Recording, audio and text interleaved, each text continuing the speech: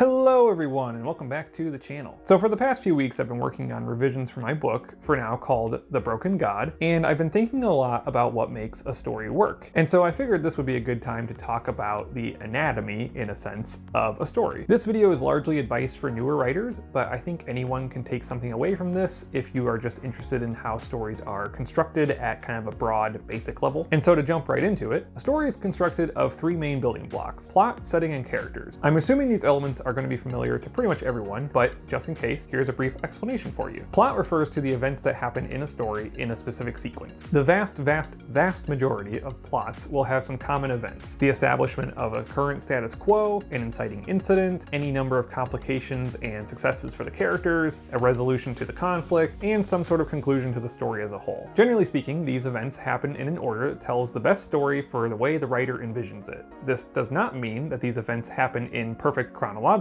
order. In fact, many successful stories, such as Memento, Westworld, and The Fifth Season, to name just a few, feature plots that have sequences that happen out of order. The Stormlight Archive by Brando Sando features flashback chapters interspersed throughout the books that help us understand a character and their struggle in the present. So the order of events is really up to the author, but generally speaking, they're going to go in the way that makes the most sense in the terms of character development and conflict development. Setting is where the story takes place. This refers not just to physical location, but also place and time, cultural aspects, magic and/or technology, and so on. As a whole, fantasy and science fiction are known to feature settings different from the real world, sometimes by just a slight difference, and sometimes by huge, drastic differences. Even stories that take place on regular Earth, such as Harry Potter, The Dresden Files, Jurassic Park, feature some obvious elements that set them apart from the real world. So for a big example, using Brando Sando again, The Way of Kings takes place on the world of Roshar, primarily in a region called the Shattered Plains. Roshar as a whole world is regularly besieged by world-sweeping hurricanes, while the Shattered Plains themselves have a unique geography even in this already bizarre world. And as the story goes on, we also learn about the culture, the clothing, the food, etc. of the people who populate this world, slowly expanding our scope of the setting as the series progresses. And speaking of people, lastly we have characters, which are arguably the most important of these three elements, especially for modern readers. Characters are, of course, the people who do stuff. They're the people, or maybe aliens or animals or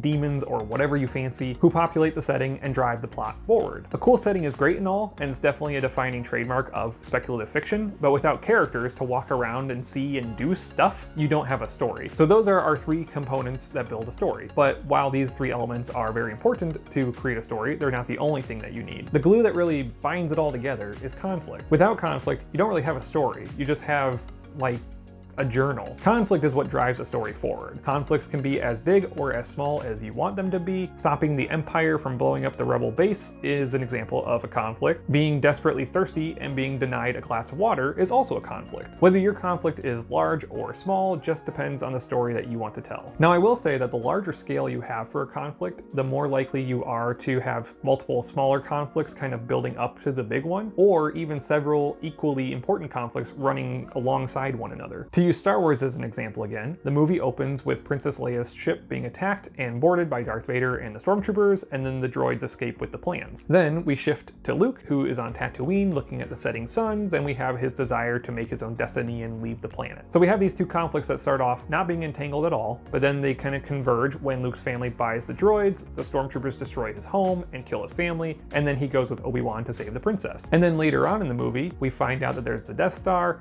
and the Death Star is coming to blow up the rebel base, so now we have an even bigger conflict where the good guys have to stop the base from being blown up. On a broad scale, the conflict of the whole original Star Wars trilogy is rebels trying to overthrow the Empire, but each film features multiple conflicts that see the characters doing things, the plot, in really cool places, the setting. Conflict is essential for keeping your readers engaged. This is why people tend to dislike info dumps when they're told through just pure narration. They lack any sort of character focus or emotional depth, which is what keeps us engaged with the conflict. I will say that the secret to info dumping is to do it through dialogue. And so a trap that newer writers kind of fall into sometimes is they often create these cool worlds that they want to describe right up front, but it's better to let the readers discover your world as the characters themselves interact with it. This is actually one of the components that made the Harry Potter books so successful. Rowling was able to kind of make up stuff, for better or worse, as it was needed in each book. And so in book one, we don't really know all the secrets that Hogwarts has until they come up in the story. We didn't even know the Chamber of Secrets existed until book two, because that's when the the main characters discovered it. At the end of the day, creating an engaging story is really just a delicate balancing act. You want to engage your plot, your characters, your setting, but you have to inject all these elements together as your conflict unfolds. There's a common piece of writing advice called tension on every page, which is just another way to say that conflict needs to be present throughout the story. Now, I kind of disagree with that on principle because every page is going to be very subjective, mostly because page size varies from book to book and because everyone's definition of tension is different, but it's a useful way to remind yourself to frame any given scene around progressing the conflict. How you do that is up to you, but it can be done in any number of ways. Obviously, an intense action sequence seems like the main way to present conflict, but you can do that through an argument as well. There's tons of options. And actually, for me as a reader, I like it when authors kind of slow things down and give us some nice character interaction moments. Those sorts of scenes don't necessarily feel tense, but they can be used to serve the conflict. For instance, if you have characters who are like sitting around a campfire just talking about life, you can use that dialogue to inject pieces of information about your world or your plot organically. And if you're someone who knows where their story is going, you can actually use those little moments to even sprinkle in foreshadowing elements that will help build up to something bigger to come later on in your plot. Now, if conflict is the glue that binds plot, setting, and characters together, then your writing style is the pretty packaging you wrap around the whole thing. However you want to present your plot, your setting, characters, and conflict is all up to you. You can write in present tense or past tense, first or third person, or even second person if you insist. You can write in limited or omniscient perspective. You can have one POV character or 10 POV characters. The choice is yours! Regardless of the specifics of these elements, any story can be told in as short or long of a format as you desire. You can take 100 pages to describe a person's hunt for a glass of water. You can also take one paragraph. It's all up to you. The only way to find out what kind of story you want to tell is to start writing it. So that's it for today's video, just kind of a broad overview of the building blocks of stories. I hope to make some other more in-depth videos about each of these elements in the future, so if you're interested in more writing talks and advice, stay tuned. As always, thanks for stopping by my channel. If you enjoyed this video, please consider giving it a like and subscribe if you're interested in hearing more about my thoughts on various stories and following along my writing journey. Leave a comment below if you've got any thoughts on what makes a good story, or if you've got examples from your favorite stories that you want to share, or feel free to just say hello. I post videos on Sunday and Wednesday. Until next time, I hope that you have a wonderful day, and I will catch you here in the next video.